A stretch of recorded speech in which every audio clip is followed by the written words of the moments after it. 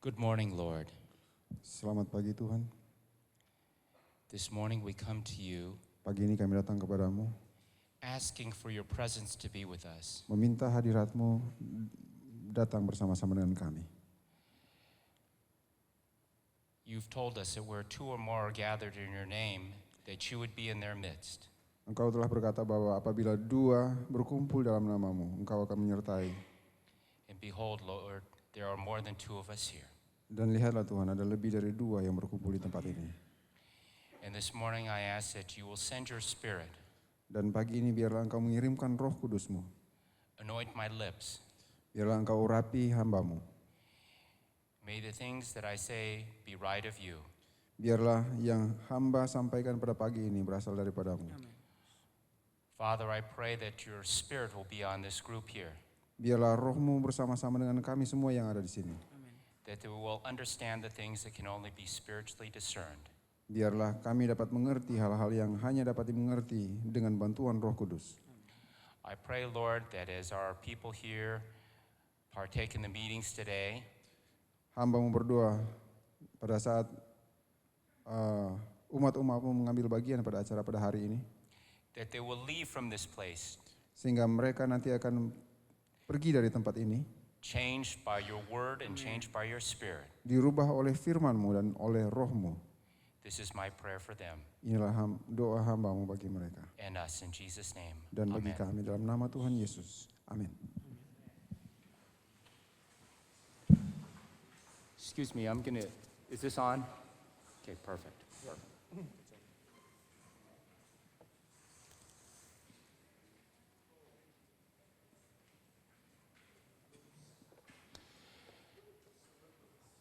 Greetings from California. Salam dari California. It has been such a privilege to be here at the Fifth Bali Bible Camp with you. Adalah satu kehormatan bagi kami untuk bersama-sama dengan saudara-saudara di Bali Bible Camp kelima. And it's my privilege here to be up here with my brother David. Dan senang sekali saya bisa bersama-sama dengan Bapak Jeff di sini. This morning I have a topic that may be a little difficult to digest. Pagi ini saya ada satu topik yang mungkin agak sulit kita pahami. So I'm going to start out by showing you, giving you a little illustration. Saya akan coba dengan memberikan satu ilustrasi. Now I know a lot of you eat rice for breakfast, right? Saya tahu saudara bangun pagi-pagi kemudian sarapan. But in the United States, most Americans who eat breakfast, and many Americans do not eat breakfast, but those who do eat cereal for breakfast. Tapi di Amerika banyak sekali orang Amerika yang kalau bangun mereka nggak makan sarapan pagi, tapi mereka makan sereal. And so I wanted to bring two cereal choices Jadi saya to ingin look bawakan at this morning. dua pilihan sereal pagi ini. Now, here in my left hand, Di sebelah kiri saya, I have some homemade granola. di sini ada granola buatan sendiri. This is sugar-free granola. Ini tidak ada gulanya. It is actually sweetened with some dates and orange juice concentrate and some frozen pineapple that we ground up. Tapi manisnya itu terdapat dari buah-buahan yang diawetkan. My daughter and I made this just a few days before I left to come to Bali. Saya dan anak saya perempuan membuat ini sebelum saya datang ke Bali. Now, you know what this is, right? Saudara tahu ini apa ya? Kelihatan seperti permen buat anak-anak ya. This is Fruit Loops. Ya, ini namanya Fruit Loops. And if you look on the ingredients, Dan kalau kita lihat kandungan konten gizinya, would you like to take a guess at what the number one ingredient in Fruit Loops is? apakah saudara bisa tebak kandungan yang paling tinggi di sini apa? Sugar, that's right. Ya, gula, benar.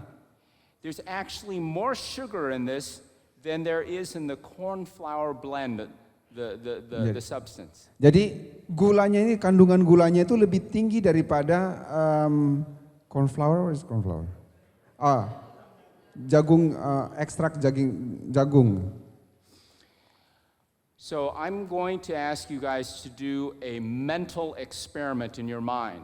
Jadi saya ingin saudara-saudara membuat satu eksperimen di dalam pikiran saudara. I want you to imagine for a minute that we have a group of 100 kids. Saya ingin saudara membayangkan kita ada satu grup terdiri dari 100 anak-anak. Let's age these children from ages of say 8 to 13. Mari kita gunakan anak-anak dari umur 8 sampai 13 tahun. And we're going to give them the choice. Dan kita akan memberikan mereka pilihan what to eat for breakfast. apa yang mereka akan makan untuk sarapan. Now, okay, these kids are not being supervised by their parents. Jadi anak-anak ini tidak diawasi oleh orang tua mereka. Parents don't know what they're going to choose. Orang tua tidak tahu apa yang akan mereka pilih. They just get the chance to choose to eat what they would like to eat for breakfast. Jadi mereka pilih sendiri apa yang mereka mau untuk sarapan. What do you think that most children will choose? Saudara pikir kira-kira sebagian besar anak akan pilih yang mana? Yang Fruit Loop ini ya. In fact, Pabrik. I can tell you, I have observed this phenomena. Bahkan sebenarnya saudara, saya sudah mempelajari fenomena ini. It would not be unrealistic to say that 99% of these kids would choose Fruit Loops. Bukanlah sesuatu yang non-realistik untuk kita katakan bahwa 99 anak-anak ini akan pilih Fruit Loops. Now, some of you guys think that I'm going to have a health talk this morning, right? Sebagian mungkin saudara berpikir bahwa saya akan bicara soal kesehatan pagi ini. But you know, I do not intend to talk about health this morning. Tapi saudara, saya tidak bermaksud membawakan topik kesehatan pagi ini. That is, I do not intend to talk about physical health as much as spiritual health. Jadi saya bukan bermaksud untuk berbicara tentang kesehatan fisik dibandingkan dengan kesehatan rohani. Now, I would like for you to imagine for just a minute that this healthy breakfast choice represents spiritual food intake. Saya ingin saudara membayangkan untuk beberapa saat bahwa makanan ini berisi kandungan gizi untuk kerohanian kita. Now, we just went through the blueprint yesterday, right? Kemarin kita sudah dengar khotbah tentang blueprint. And what are the three essential items or the three essential Christian disciplines that we are to partake in? Dan apa saudara ingat 3 disiplin apa yang harus kita lakukan? What are they? Masih ingat? Bible study, right? Belajar Alkitab, Prayer, berdoa, witnessing. dan bersaksi. You know, it has been said that we can compare eating spiritual food to eating food. How often should you eat a meal?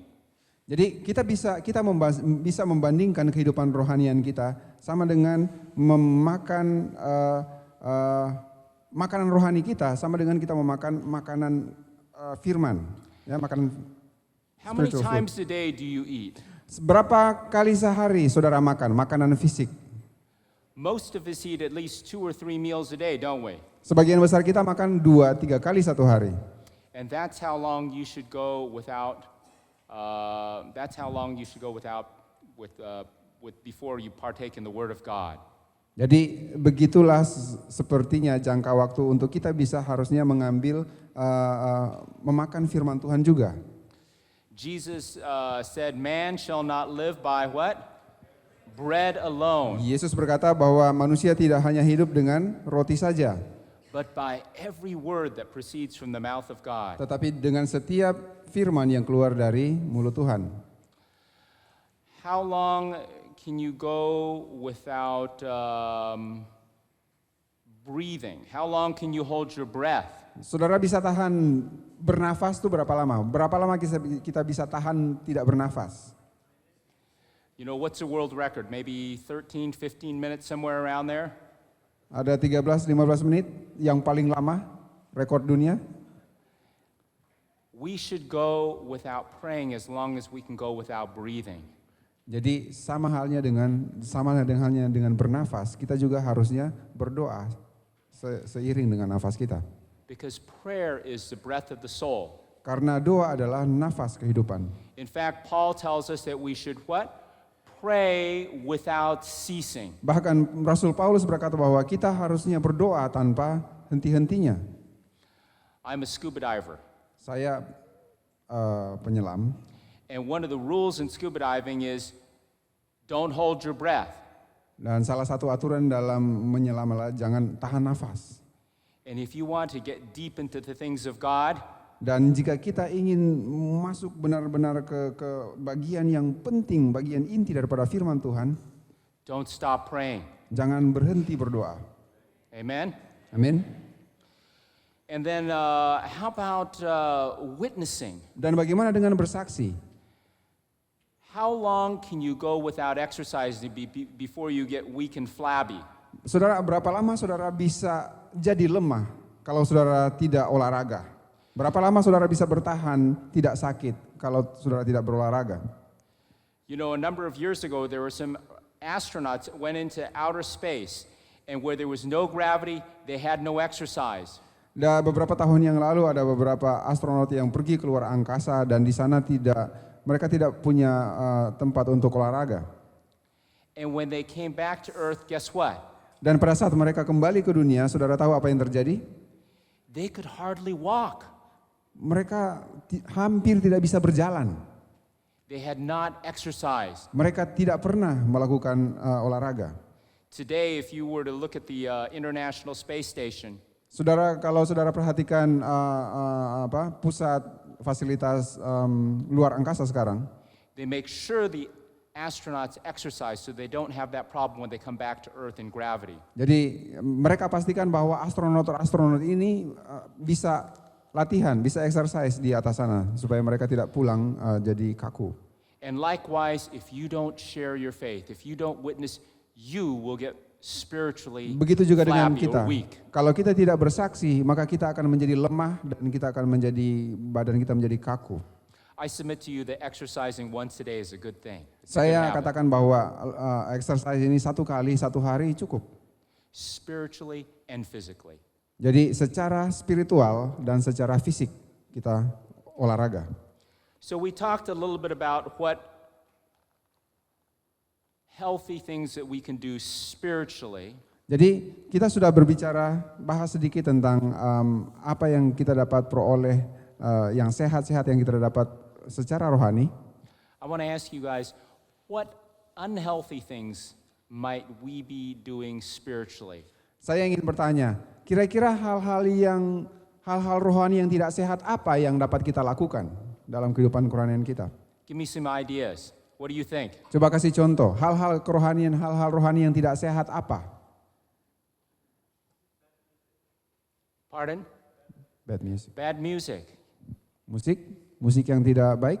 In the music industry, what do you think? Do you think that the musicians that are non-Christians are promoting principles of the Bible, spiritual principles? Kalau kita lihat musisi-musisi kita di Indonesia, apakah mereka mempromosikan musik-musik yang berlawanan dengan prinsip-prinsip Alkitab? I saw another hand here. Ada lagi yang Yes. angkat tangan? Eating too much. Eating too much? Too fast. Eating too fast. Well, it's true that the Bible does talk about gluttony, and I think that can be harmful for your spiritual health as well. Good point. But Jadi- let's talk about things that we can partake into our mind Ya, That bagus we juga can ya take into our makanan itu. mind. Tapi mari kita bicara that will soal damage us spiritually. hal-hal yang dapat kita masukkan ke dalam pikiran kita yang dapat merusak kerohanian kita. Pardon? How about the media that we take into our minds with videos and the movies? Ya, bagaimana dengan media yang kita lihat, kita nonton, kita dengar video ya? Do you know that many of these programs are scientifically made so that they grab your attention? Jadi sebagian besar daripada program-program itu dirancang secara teknologi, secara khusus supaya itu dapat membuat kita terpanah ya kepada tontonan itu. And they bypass what's called the frontal lobe of your brain. Sehingga tayangan itu akan membypass apa yang disebut frontal lobe daripada otak kita. And there's good evidence that watching movies and TV suppress your frontal lobe, where is your spirituality. Dan banyak sekali bukti yang menyatakan bahwa kalau kita banyak menonton, maka frontal lobe bagian depan kita ini akan semakin nyusut. You know, our frontal lobe is where our conscience is. It's where our judgment is. It's where our Bagian depan otak kita creativity is. ini adalah di mana terdapat kesadaran kita, di mana kita membuat keputusan-keputusan. And I believe that's where God communicates with us, through our frontal lobe. Dan saya yakin disitulah Tuhan berkomunikasi dengan kita melalui frontal lobe kita. And when we watch too many videos and TV, even programs that may have good content, we can suppress our frontal lobes. Dan kalau kita menonton terlalu banyak, bahkan program-program yang isinya bagus, yang tayangannya bagus dapat mempengaruhi frontal lobe kita. Now, I want to point out, that does not happen when you watch a documentary or a sermon or a lecture. That is not the same. Saya ingin katakan bahwa ini berbeda dengan kalau kita melihat tayangan dokumentari atau kita melihat khotbah-khotbah ya, lain. The suppression of your frontal lobe happens when you're watching a commercially made movie where the scenes are changing rapidly. Jadi otak kita ini akan menjadi sangat tidak aktif kalau kita selalu menonton tayangan-tayangan yang kelihatannya iklan-iklan itu yang gambarnya berubah begitu cepat. And the same thing happens, by the way, when we play computer games. Hal yang sama juga terjadi jika kita terlalu banyak memainkan atau kita sering main game komputer. Even non-violent computer games. Bahkan game-game yang tidak ada kekerasannya. And you know, the message that I want to take I want you to take home today is, Pesan yang saya ingin saudara bawa pada pagi hari ini adalah, if you fill yourself with the Fruit Loops of this world, jadi kalau kita isi kehidupan kita dengan Fruit Loops dari dunia ini, the Bible, Alkitab, spiritual things will lose their power. hal-hal kerohanian akan kehilangan kuasanya. I want to read a quote from you this morning. Saya ingin bacakan satu kutipan pagi hari ini. This is found in Counsels to the Church. Ini terdapat dalam buku Nasihat bagi Sidang, Chapter 13. bab 13. It says, both old and young neglect the Bible. Baik orang tua dan yang muda, mereka tidak mengindahkan Alkitab. They do not make it their study. Mereka tidak membuat Alkitab sebagai pelajaran mereka, The rule of their life. sebagai aturan daripada kehidupan mereka. Especially are the young guilty of this neglect. Khususnya orang-orang muda. Most of them find time to read other books. Sebagian besar mereka hanya punya waktu untuk membaca buku-buku lain. But the book that points out the way to eternal life is not daily studied. Tetapi buku yang menunjuk kepada kehidupan kekal tidak dipelajari setiap hari. Idle stories are attentively read while the Bible is neglected. Cerita-cerita yang fana yang tidak ada artinya dibaca, tetapi Alkitab diacuhkan. This book is our guide to a higher, holier life. Buku ini adalah panduan kita kepada kehidupan yang lebih suci. The youth would pronounce it the most interesting book they had ever read. Orang-orang muda akan mengatakan buku ini sebagai buku yang paling menarik bagi mereka, had not their imagination been perverted by the reading of fictitious stories. kalau imajinasi mereka tidak dirusak oleh bacaan-bacaan fiksi. I'm going to read that last statement one more time. Saya ingin bacakan bagian terakhir sekali lagi.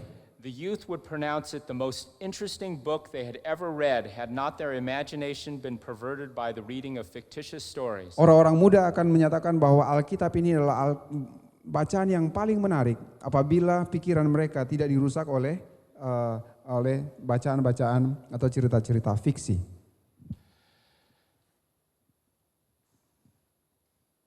At Bali Bible Camp this year, we've learned how fascinating the Bible is. Di Bali Bible Camp ini kita dapat melihat betapa menariknya Alkitab itu. Thank God for the messengers of Ivor Myers and Luis Torres. Kita berterima kasih, kita punya pendeta Ivor Meyer dan Luis Torres. They've showed us how the Bible can truly be the most interesting book that we have ever read. Mereka menunjukkan bagaimana Alkitab itu benar-benar dapat menjadi buku yang sangat menarik untuk kita baca. But you know, if we fill ourselves with the spiritual Fruit Loops of this world, guess what will happen to our reading of the Bible? Tetapi apabila kita mengisi kehidupan kita dengan fruit loop seperti ini, saudara tahu apa yang akan terjadi dengan kepentingan kita membaca Alkitab.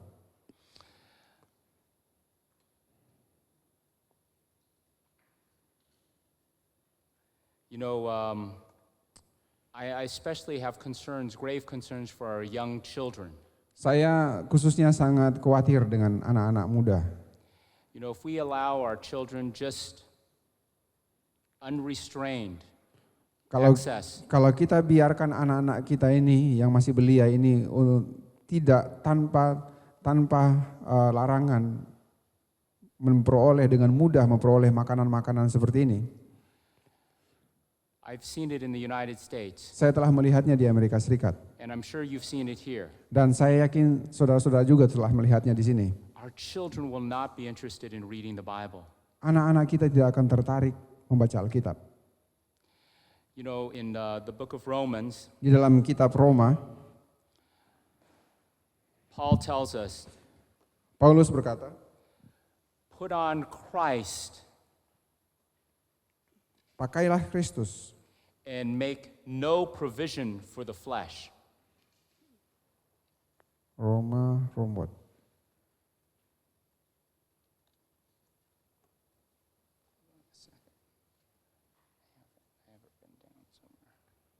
Dan jangan berikan kesempatan bagi daging.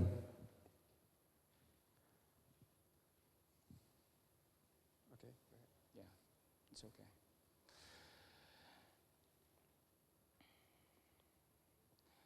My friends, Teman-temanku, my prayer is for you that as you leave this place, doa saya bagi saudara-saudara sekalian, you'll make a commitment with biarlah God. kita dapat membuat satu komitmen kehidupan.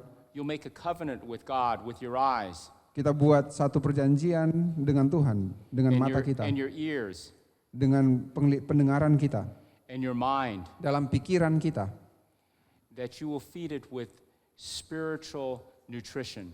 bahwa kita akan memakan makanan yang berisi gizi rohani, Heavenly things, hal-hal surgawi, so that we can be ready to meet our Lord and Savior when He comes. sehingga kita dapat bersiap untuk bertemu dengan Tuhan kita, Juru Selamat kita pada saat Dia datang. Let's pray. Mari kita berdoa. Our Heavenly Father, Bapa kami dalam kerajaan surga, thank you that you've given us your word. terima kasih Engkau telah memberikan firman-Mu pada pagi ini. Lord, help us to feast on your word. Tuhan, bantulah agar kami selalu memakan makanan rohani. You know, Lord, Ya Tuhan, we have the song kami tahu lagunya, that says, turn your eyes upon Jesus. di mana kami memalingkan mata kami melihat, memandang kepada Tuhan, Look full on His wonderful face, melihat kepada wajah-Mu yang mulia, that the things of this earth may go strangely dim agar supaya hal-hal dan daya tarik dunia ini akan hilang in the light of His glory and grace. dalam cahaya kemuliaan Tuhan. This is my prayer for our people today. Inilah doa hamba-Mu bagi umat-Mu pada pagi hari ini. In Jesus' name, Di dalam nama Tuhan Yesus. Amen.